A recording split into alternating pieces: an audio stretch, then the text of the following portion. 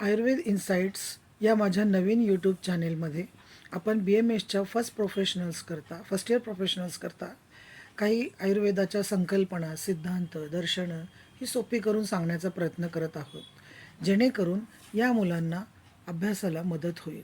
शिवाय आयुर्वेदाविषयी ज्यांना आवड आहे त्यांनाही आयुर्वेदाची थोडीफार माहिती होईल.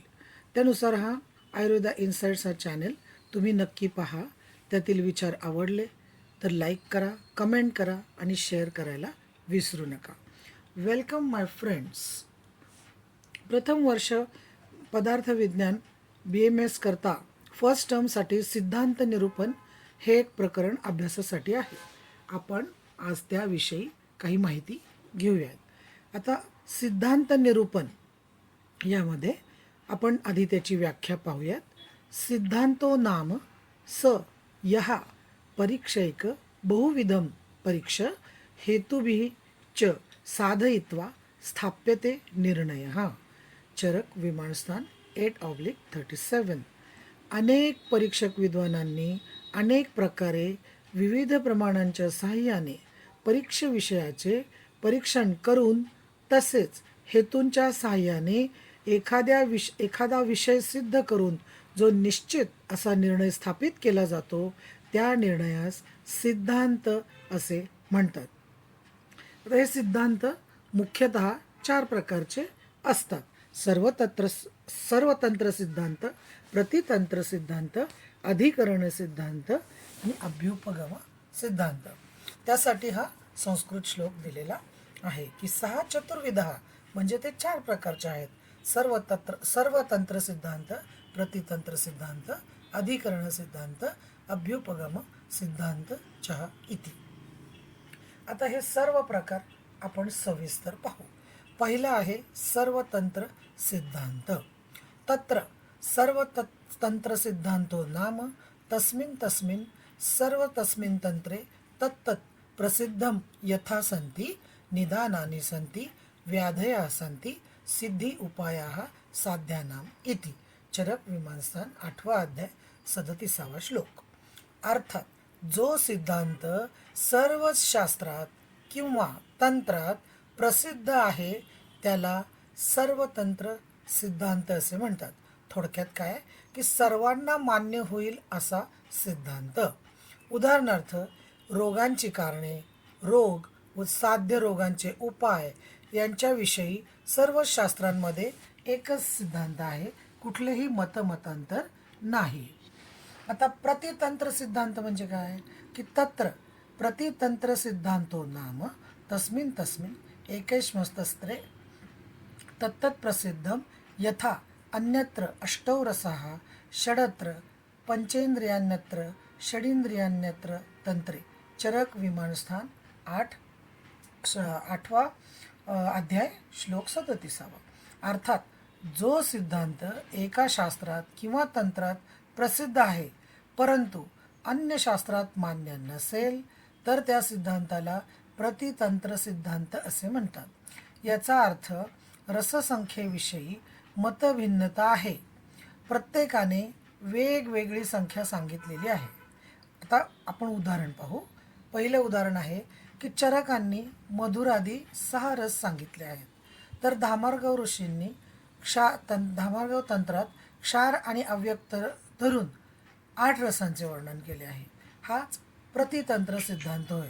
म्हणजे एकाने 6 रस मानणे आणि दुसऱ्याने 8 रस मानणे याला प्रतितंत्र सिद्धांत असे म्हणतात. याचा अर्थ रससंख्येविषयी मतभिन्नता आहे आणि प्रत्येकाने वेगवेगळी संख्या सांगितली आहे. आता प्रतितंत्र सिद्धांत त्याच्या अजून 2 उदाहरणं आपण पाहूयात की आयुर्वेद शास्त्रात 5 ज्ञानेंद्रिय आहेत, तर अन्य तंत्रांमध्ये मन धरून 6 ज्ञानेंद्रिय सांगितलेली आहेत.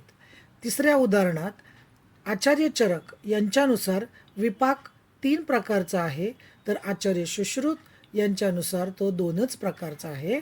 यालाच प्रतितंत्र सिद्धांत असे म्हणतात किंवा हाच प्रतितंत्र सिद्धांत होय.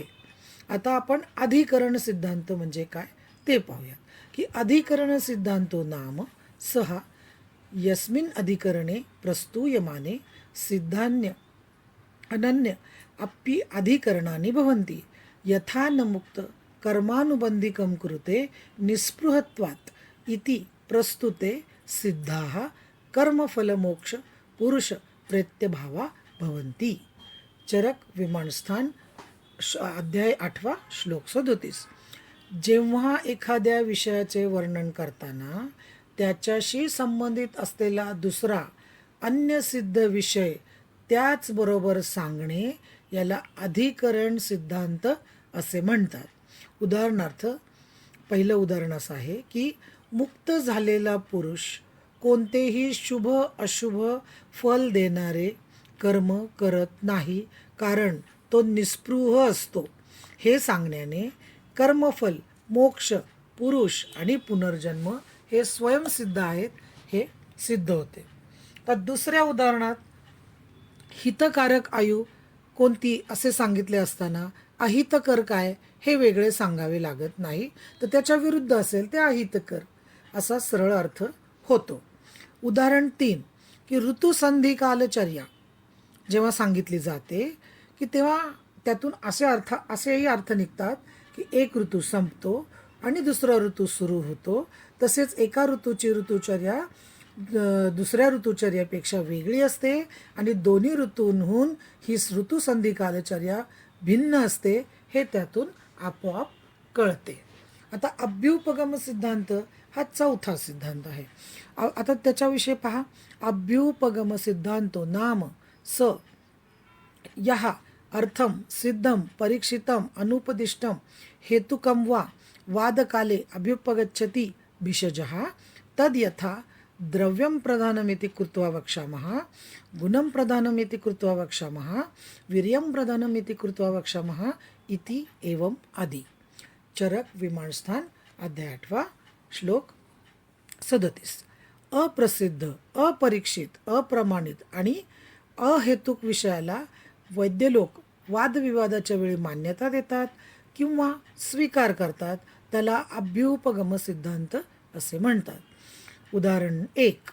कधी द्रव्याला प्रधान समजून त्याचे श्रेष्ठत्व वर्णन केले जाते, तर कधी गुणाला श्रेष्ठ समजून त्याचे श्रेष्ठत्व वर्णन केले जाते, तर कधी वीर्य श्रेष्ठ आहे समजून तर त्याचे श्रेष्ठत्व वर्णन केले जाते व त्या अनुषंगाने मुद्दे सादर केले जातात.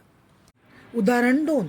सगळे वाद्य आहेत. उदाहरणार्थ पिलू पाकवाद, पिठार पाकवाद ते लोक मांडतात आणि त्याचे योग्य समर्थन करतात, ते इतरांना पटवून देतात. तिसरं उदाहरण आहे न्याय, खले कपोत न्याय, केदार कोल्ह्या न्याय, पोषणा संदर्भातले हे न्याय असून ज्याचं खले कपोत न्यायवाले त्यांना समजावून सांगतात की हा न्याय असा काम करतो किंवा याचं असं धोरण आहे आणि ते त्या संदर्भात आपले मुद्दे सांगून ते त्यांना यथोचितपणे पटवून देतात. आता या सिद्धांतांचे आयुर्वेदात खूप महत्त्व आहे की जसे सिद्धांतांच्या सहाय्याने आपल्याला झालेले ज्ञान हे इतरांना पटवून देता येते. शास्त्राभ्यास करताना तसेच शास्त्रार्थ लावताना सिद्धांत हे दिव्यासारखे प्रकाशमान किंवा अत्यंत उपयोगी ठरतात. रुग्णावर चिकित्सा कर्म करताना सिद्धांतांचा उपयोग करूनच चिकित्सा केली जाते. तद्वित संभाषण करताना विरुद्ध पक्षाला पराभूत करण्यासाठी सिद्धांतांचाच उपयोग करावा लागतो. आपल्या मतांचे समर्थन सिद्धांतांच्या आधारेच करता येते. शास्त्रातील संदिग्ध आशयाचे स्पष्टीकरणही सिद्धांतांच्या आधारेच करता येते. मनातील संशय आणि संभ्रम दूर होतो. अशा प्रकारे सिद्धांताला आयुर्वेदात अनन्यसाधारण महत्त्व आहे. असे अनेक सिद्धांत आयुर्वेदात मांडलेले आहेत, ते आपण वेळोवेळी पाहणारच आहोत.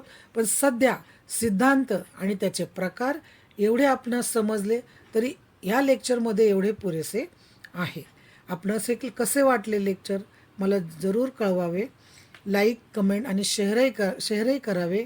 शिवाय यात तुम्हाला काही अडचण आली आहे का, काही कळलं नाही असं असेल तर कमेंटमध्ये नक्की लिहा. तुमच्या शंकेचं निरसन मी नक्की करीन.